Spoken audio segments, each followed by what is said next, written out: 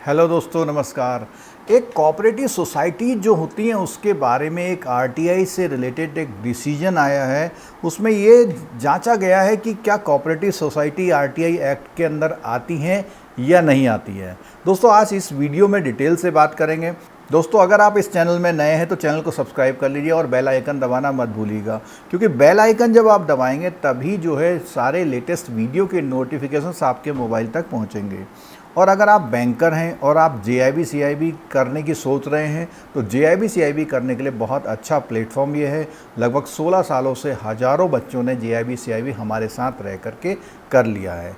और ये जो सब बैंकर हैं उन्होंने हमारी क्लासेस चाहे यूट्यूब से चाहे मोबाइल एप्लीकेशन से देखी हैं, और जो लोग हमें व्यक्तिगत रूप से जानते हैं उनको हमने जो है पर्सनल गाइडेंस भी दी है। बैंकिंग की कोचिंग करना चाहते हैं तो उसकी भी कोचिंग्स यहाँ पर हमारे सेंटर्स में दी जाती है।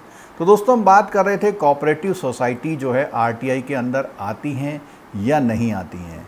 तो बहुत इसमें डिस्प्यूट चलता रहता। अब आरटीआई में अगर कोई भी अथॉरिटी आएगी तो उसके लिए एक डेफिनेशन है आरटीआई एक्ट में कि वो पब्लिक अथॉरिटी होनी चाहिए। तो ये कोऑपरेटिव सोसाइटी क्या एक पब्लिक अथॉरिटी है या नहीं है। दोस्तों, इसी से रिलेटेड एक मद्रास हाई कोर्ट का डिसीजन आया है जिसमें तमिलनाडु की कोऑपरेटिव सोसाइटी के बारे में डिसीजन दिया है। उन्होंने कहा है कि जो कोऑपरेटिव सोसाइटी हैं पब्लिक अथॉरिटी नहीं है, इसलिए ये आरटीआई के दायरे में नहीं आती।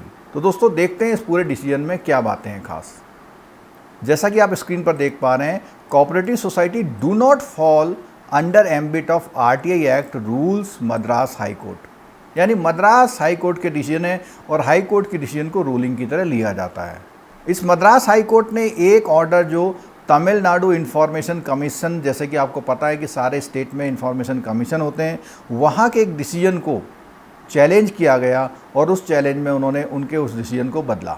डिसीजन कुछ पहले जो तमिलनाडु इंफॉर्मेशन कमीशन का डिसीजन था, उन्होंने कह दिया था कि भैया डिस्क्लोज करो वो जो डिटेल जो भी वो मांगी जा रही हैं, लोन्स के रिगार्डिंग थी, कुछ जो इन्फॉर्मेशन मांगी गई थी उनको डिस्क्लोज करो अंडर द एक्ट।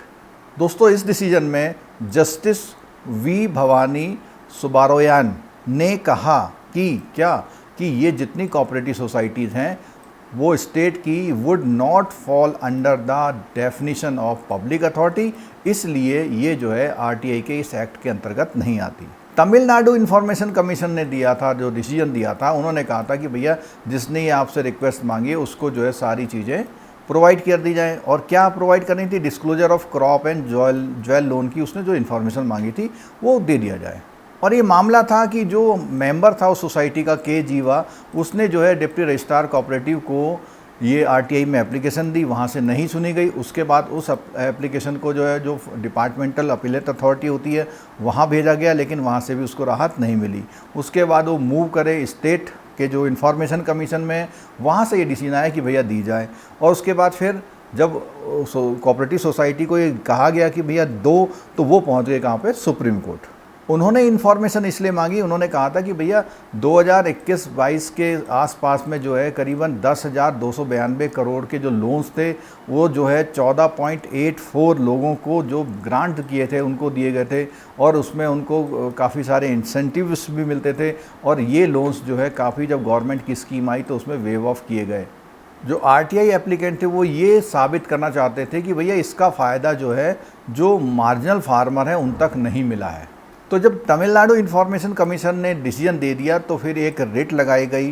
जो सोसाइटी के एडवोकेट थे आर श्रीराम आदित्यन साहब ने, उन्होंने ये आर्ग्यू किया, क्या आर्ग्यू किया कि ये जो है एक ऑटोनोमस बॉडी है, ये पब्लिक अथॉरिटी नहीं है, और ना ही है ये कोई स्टैट्यूटरी बॉडी है जो कि डिफाइन की गई हो आर्टिकल 12 में कॉन्स्टिट्यूशन ऑफ इंडिया में। उन्होंने 2013 का एक सुप्रीम कोर्ट का भी जिक्र किया और उन्होंने कहा कि इस डिसीजन के बेसिस पे ये बहुत क्लियर कट है कि जो कोऑपरेटिव सोसाइटी एक्ट है वो not bound by the RTI act, यानी कि उसमें जो भी रजिस्टर्ड हैं कोऑपरेटिव सोसाइटी एक्ट के अंतर्गत सोसाइटी, वो जो है आरटीआई एक्ट के दायरे में नहीं आती है। तो दोस्तों, ये पूरा डिसीजन था। जो भी कोऑपरेटिव सोसाइटी के लोग हैं इस एक्ट का इस्तेमाल कर सकते हैं, और कोऑपरेटिव सोसाइटी की जो इन्फॉर्मेशन है वो कौन सी इन्फॉर्मेशन आरटीआई के दायरे से बाहर रखी जा सकती है उस चीज़ पर वो बात कर सकते हैं। लेकिन यहाँ पर ये बता देना मैं चाहूँगा कि अगर हम कुछ इन्फॉर्मेशन रजिस्ट्रार से मांगते हैं और वो कुछ ऐसी इन्फॉर्मेशन है कि जैसे वो सोसाइटी कब रजिस्टर्ड हुई, उस सोसाइटी के डायरेक्टर कौन है, उस सोसाइटी के मेंबरों की संख्या कितनी है, ये इन्फॉर्मेशन तो मिल जाएगी। लेकिन सोसाइटी के जो बिजनेस कर रही है उस बिजनेस से रिलेटेड कुछ पर्सनल इन्फॉर्मेशन है या उन चीज़ों को इससे बचा जा सकता है। और ये बात इस बात पे भी निर्भर करती है कि जब भी कोई केस जब जाता है कोर्ट में तो कोर्ट ये भी देखता है कि इससे कोई क्या करप्शन वगैरह पे भी वही बात हो रही है, और अगर कोर्ट ये पाता है कि भैया कोई बहुत बड़ा करप्शन भी है तो उसको देखते हुए कोर्ट आरटीआई के ऐसे डिसीजंस पे बदलाव कर सकता है।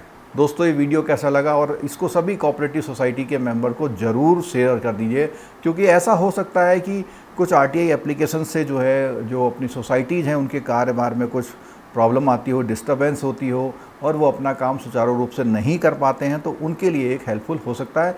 और जब भी ये स्टेट इन्फॉर्मेशन कमीशन में इस तरह के केस जाते हैं तो वहाँ पर इस डिसीजन का हवाला दिया जा सकता है। जो लोग इस डिसीजन को लेना चाहते हैं वो नीचे कमेंट करके अपना मोबाइल नंबर, व्हाट्सएप नंबर वाला मोबाइल नंबर दे दें तो उनको इसका डिसीजन भी दे दिया जाएगा। दोस्तों, वीडियो देखने के लिए बहुत बहुत धन्यवाद। ऐसे ही वीडियो के लिए बने रहिएगा और चैनल को सब्सक्राइब जरूर कर लीजिएगा, और उन सभी सोसाइटी मेंबर्स को या सोसाइटी वालों को इसको शेयर जरूर कर दीजिएगा। Thank you so much.